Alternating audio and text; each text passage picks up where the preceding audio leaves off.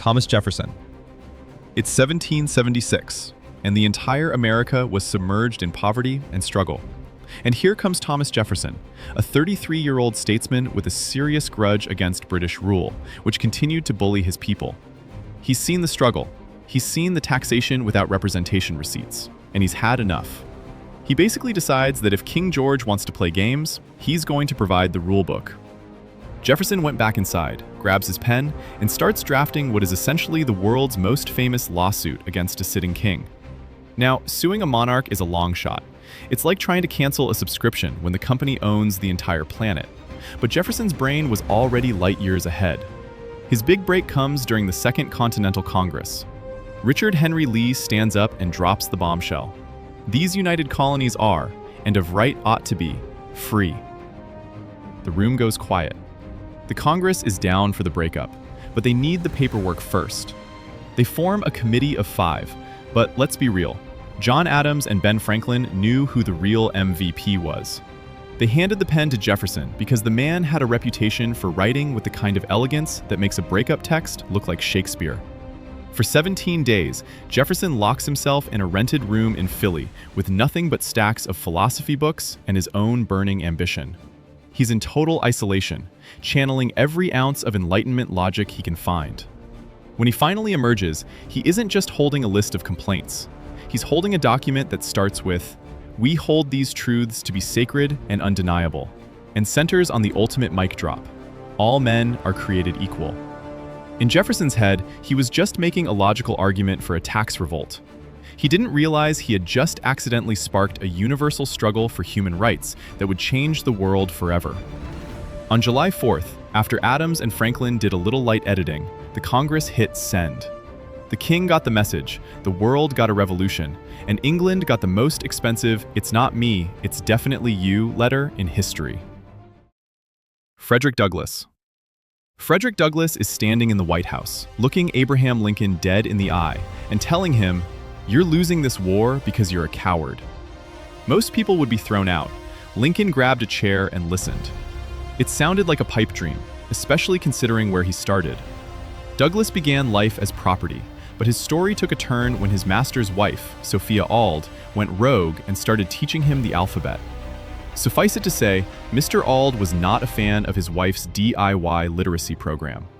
Eventually, Douglass was shipped off to Edward Covey, a professional slave breaker. But after months of abuse, Douglass decided he'd had enough. He threw hands in a 2-hour brawl with Covey, won, and realized that if he could break the breaker, he could break his chains. In 1838, Douglass pulled off a classic movie-style escape. He borrowed a free man's papers, dressed up as a sailor, and hopped a train north. He landed in New Bedford, Massachusetts, and changed his name to Douglass just to stay off the radar of slave catchers. It was the ultimate 19th century witness protection program.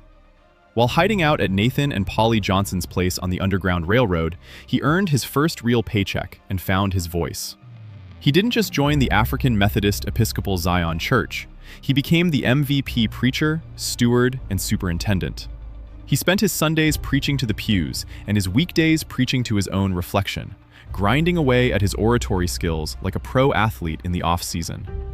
By 1841, he was invited to speak in Nantucket. He walked onto that stage, told the raw, ugly truth about slavery, and left the crowd in stunned silence.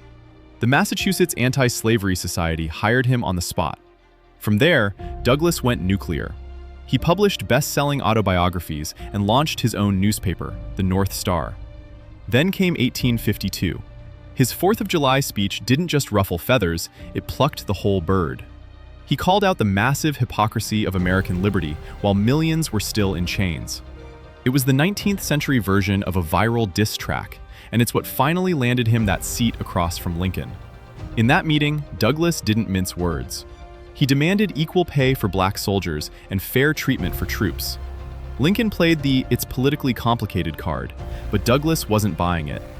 He left the White House and started a lobbying streak that would put modern politicians to shame. 1 year later, with the war looking grim, Lincoln realized Douglass was right. He called him back and finally gave the green light for emancipation and equality. Turns out, if you want to change the world, you don't just knock on the door, you stay on the porch until they let you in. Susan B. Anthony. Susan B. Anthony just got arrested for the crime of being a woman with a ballot. When the marshal showed up at her door, she didn't hide. She demanded that he put the handcuffs on properly so she could look better in the newspapers. Growing up in Massachusetts, Susan was raised with the Quaker belief that everyone was equal under God. Naturally, she took that fire to the Anti-Slavery Society, where she spent her days staring down armed mobs and death threats just to give a speech.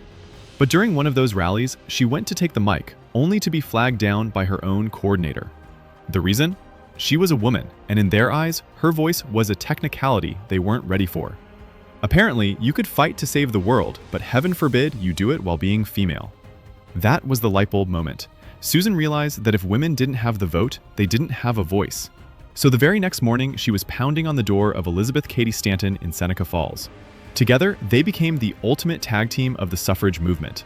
They launched a radical newspaper called The Revolution, petitioned Congress, and basically became the biggest headache the American patriarchy had ever seen. Fast forward to November 1st, 1872.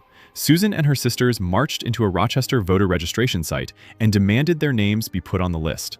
The inspectors tried to say no, but after Susan hit them with a legal masterclass, they finally folded.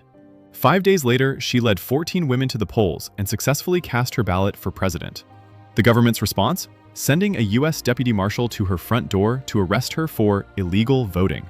In a move of pure, unbothered energy, Susan actually insisted the marshal arrest her properly, with handcuffs and a formal charge, because if she was going to jail, she was going to make sure the paperwork was perfect.